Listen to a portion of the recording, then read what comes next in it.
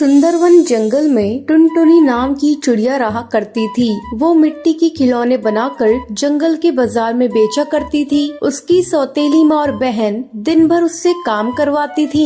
माँ, मैंने सारा काम कर दिया है, अब मैं मिट्टी के खिलौने बेचने जा रही हूँ। देख टुनटुनी चिड़िया, आज तू सारे मिट्टी के खिलौने बेच कर आना, नहीं तो मैं तुझे घर में घुसने नहीं दूंगी। हाँ माँ, तुम ठीक कह रही हो। ये टुनटुनी चिड़िया बहुत आलसी है, खिलौने ले जाकर एक तरफ रख देगी और सो जाएगी। नहीं बहन, मैं सोती नहीं हूँ, चाहो तो तुम भी मेरे साथ चल सकती हो। मैं क्यों जाऊँ तुम्हारे साथ खिलौने बेचने, मुझे तो अपनी सहेलियों के साथ खेलना है। टुनटुनी चिड़िया खिलौने बेचने चली जाती है। खिलौने ले लो, मिट्टी के खिलौने ले लो, सुंदर सुंदर मिट्टी के खिलौने ले लो। तभी वहाँ सुंदरी कौवी अपने बेटे कालू के साथ आती है। ए खिलौने वाली, मेरे बच्चे को खिलौना देना तो। ये लीजिए सुंदरी बहन, इसकी 2 स्वर्ण मुद्राएं हुई हैं। तेरी मिट्टी के खिलौने तो बड़े महंगे हैं, मुझे नहीं लेने तेरे खिलौने। शाम तक टुनटुनी चिड़िया का एक भी मिट्टी का खिलौना नहीं बिकता है।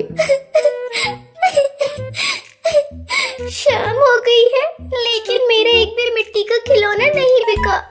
अब तो माँ मुझे घर के अंदर नहीं जाने देगी। मैं क्या करूँ, कहाँ जाऊँ, किसे अपने खिलौने बेचूं? टुनटुनी चिड़िया अपने घर आती है। टुनटुनी चिड़िया, आज तूने कितने खिलौने बेचे हैं? चल ला, सारी मुद्राएं मुझे दे दे।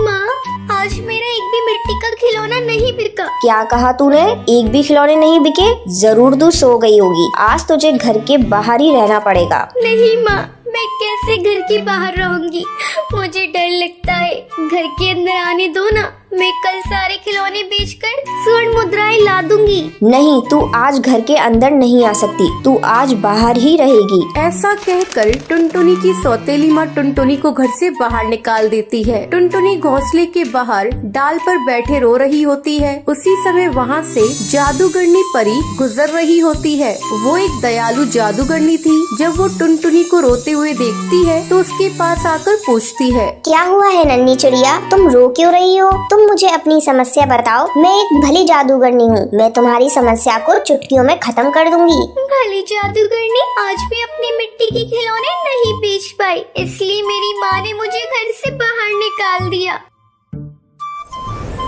मैंने तुम्हारे लिए ये मिट्टी का घर बना दिया है, आज से तुम इसी में रहोगी। और कल से जब तुम अपने मिट्टी के खिलौने लेकर जब बाजार में जाओगी तो वो धड़ाधड़ बिकने लगेंगे। मिट्टी के खिलौने बेचकर तुम्हें बहुत सारी स्वर्ण मुद्राएं मिलेंगी। उन मुद्राओं से तुम अपना जीवन खुशी खुशी बिता सकती हो। ये सब सुनकर टुनटुनी चिड़िया खुश हो जाती है और जादूगरनी का धन्यवाद करती है।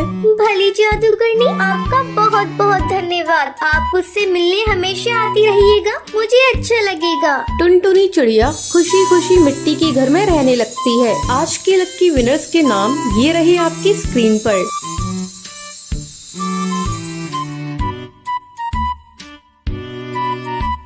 आज का सवाल ये है, टुनटुनी से खिलौने खरीदने कौन आता है? कमेंट करके जरूर बताएं और लकी विनर्स के नाम कल की वीडियो में दिखाए जाएंगे। अगर आपको ये वीडियो पसंद आई हो तो इसे लाइक और ऐसी कहानियाँ देखने के लिए मेरे चैनल को सब्सक्राइब करना न भूलें।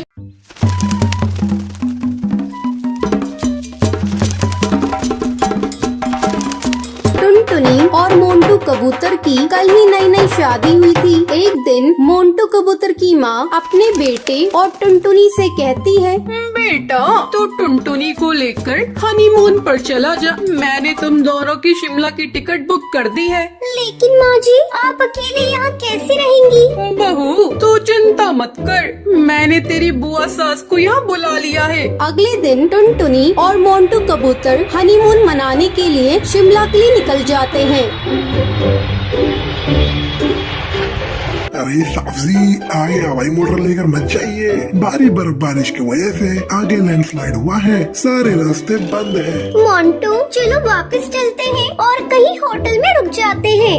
टुनटुनी और मोंटू वापस जाने लगते हैं, तभी एक तेज हवा का झोंका आता है और मोंटू का हवाई मोटर एक पेड़ से टकरा जाता है। इस हादसे में मोंटू की मौत हो जाती है और टुनटुनी घायल हो जाती है। जब टुनटुनी को होश आता है तब वो देखती है वो एक हॉस्पिटल में है। डॉक्टर साहब, मेरी बहू बोल क्यों नहीं रही है? माँ जी, इन्हें सदमा लगा है, जल्दी ही बोलने लगेंगी। कुछ दिनों के बाद मोंटू की माँ टुनटुनी को घर लेकर आती है। घर आकर टुनटुनी की बुआ सास, भाभी आपको अभी भी समझ नहीं आया? आपकी बहू अपशगुनी है, आते ही इसने अपने पति को खा लिया। जी ऐसा मत कहो, मेरी बहू अब शगुनी नहीं है। मैंने अपना बेटा खोया है तो इसने भी तो अपना पति खोया है। इसमें इस बेचारी का क्या दोष? पति के गम में न ठीक से खा रही है न ठीक से बोल पा रही है। इसी तरह रोज बुआ सास टुनटुनी को कोसती रहती थी। मोंटू की माँ से टुनटुनी का उदास चेहरा देखा नहीं जा रहा था।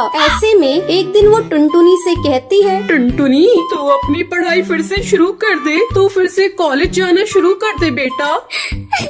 माँ जी, मुझसे पढ़ाई नहीं होगी, मुझे मोंटू की बहुत याद आती है। मैं उसके बिना कैसे जीऊंगी आप बताइए। मेरी बच्ची, होनी को कौन टाल सकता है? मैं तुम्हारे साथ हूँ। मैं कल ही तुम्हारा एडमिशन कॉलेज में करा दूंगी। भाभी तुम पागल हो गई हो क्या? विधवा बहू को कॉलेज भेज रही हो? अब तो इसे भगवान का भजन कीर्तन करना चाहिए, ना कि पढ़ाई।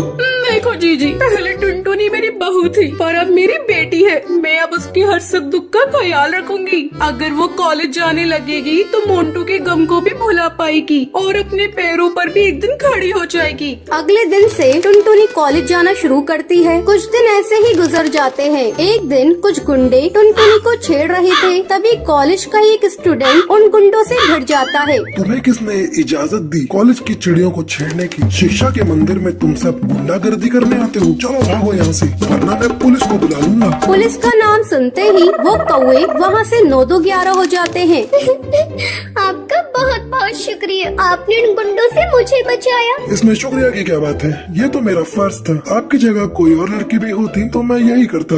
धीरे धीरे उन दोनों की नजदीकियाँ बढ़ने लगती हैं। टुनटुनी, तू हीरो से प्यार करती है तो उससे शादी क्यों नहीं कर लेती? क्या बताऊं बुलबुल, मैं विधवा हूँ, पता नहीं इसके घर वाले मुझे स्वीकार करेंगे या नहीं। ये बात जब टुनटुनी की सास को पता चलती है तो वो हीरो को बुलाती है।